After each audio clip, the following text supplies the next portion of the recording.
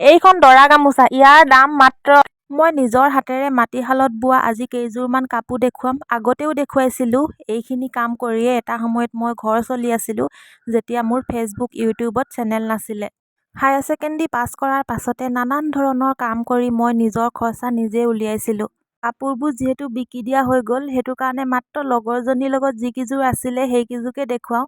আৰু তেতিয়া মই তাঁত বৈ থাকোঁতে মোৰ চেনেলো নাছিলে, সেয়েহে সেইখিনি ভিডিঅ' কৰি থোৱা নহ'ল আৰু।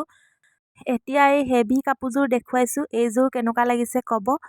সৰুৰ পৰা জীৱনত একোৱে দুখ কষ্ট নাপালোঁ, দুখৰ অনুভৱো নহ'ল। কিন্তু যেতিয়াৰ পৰা দেউতা ঢুকালে, তেতিয়া যথেষ্টখিনি কষ্ট আহিল জীৱনত। কিয়নো তাৰ পিছতে মোৰ জীৱনত বহুতো ডাঙৰ ডাঙৰ ঘটনা ঘটিলে। অকলেই যুঁজিব লগা হ'ল সকলো বিপদৰ লগত, যাৰ বাবে বহুত বেছি কষ্ট কৰিব লগা হ'ল। তথাপিও কষ্টক কষ্ট বুলি নাভাবি জীৱনৰ আশা সপোনবোৰ পূৰ কৰিবলৈ উঠি পৰি লাগিছিলোঁ। মাত্ৰ কৰ্মক বিশ্বাস কৰিছিলোঁ। চাওকচোন কিমান ধুনীয়া ধুনীয়া হাতৰ কাম আছিল মোৰ। মাটিশালত এটা এটা কাঠি হাতেৰে ফুল বাচি বৈছিলোঁ এইবোৰ কাপোৰ। এতিয়াও জানিম, এতিয়াও পাৰিম, কিন্তু এতিয়া মোৰ দেহত সেইখিনি শক্তি নাই যে এইখিনি কাম মই কৰিব পাৰিম। কিমান ঘূণীয়া কৰি পেলালে মোক। তথাপিও কিন্তু আশা সপোন এৰা নাই।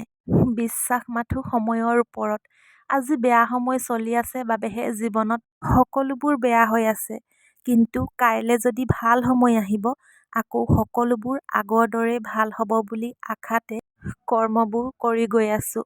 আৰু এইযোৰ আছিল মোৰ একেবাৰে শেষৰ কাপোৰযোৰ, যেতিয়া মই তাঁত ববলৈ সামৰিছোঁ আৰু ইউটিউব, ফেচবুকৰ পৰা পে'মেণ্ট অহাৰ পাছত। আৰু এইযোৰ একেবাৰে চিম্পুল। এইযোৰ লগৰজনীকে বৈ দিছিলোঁ। তাৰপিছত এইযোৰ একো ফুল চুল নাছিলে, মাত্ৰ ৰোলিং কৰি দিছিলোঁ। একেবাৰে চিম্পুল। কাপোৰকেইযোৰ বাৰু কেনেকুৱা লাগিছে? মোৰ হাতৰ কামবোৰ ধুনীয়ানে? আজি যদি ফেচবুক, ইউটিউব নাইকিয়াও হৈ যায়, তেনেহ'লেও মোৰ ইমানখিনি অভিজ্ঞতা আছে যে মই নিজৰ হাতেৰে কৰ্ম কৰি মোৰ জীৱনটো অন্তত পেট ভাতখিনি চলাই নিব পাৰিম। এইখন আছিলে দৰা গামোচা। এনেকুৱা চাগে 20-25খনমান বলোঁ।